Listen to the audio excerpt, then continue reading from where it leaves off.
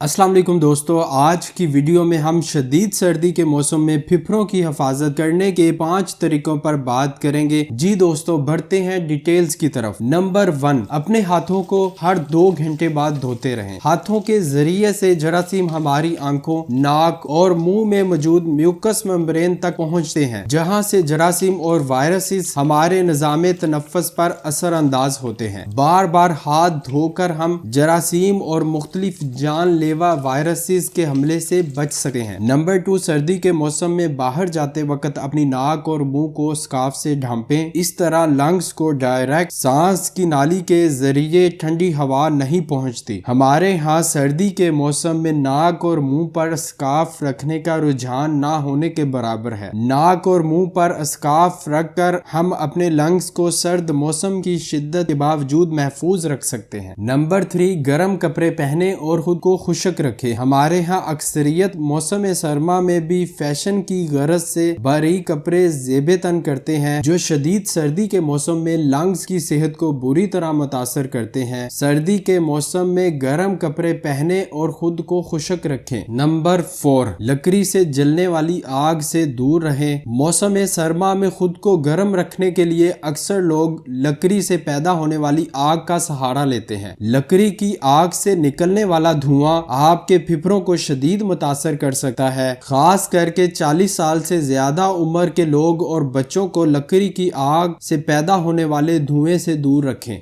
Number 5, अगर आप या आपका कोई अजीज दमा या COPD के मरीज हैं तो हमेशा अपनी दवा और इनहेलर अपने साथ रखें। सर्दी के मौसम में फिफरों की मुख्तलिफ बीमारियों में मुब्तला मरीज की तबीयत किसी वक्त भी नासाज हो सकती है, इसलिए फिफरों की बीमारी में मुब्तला मरीज को अपनी अद्वियात का बॉक्स साथ रखना चाहिए।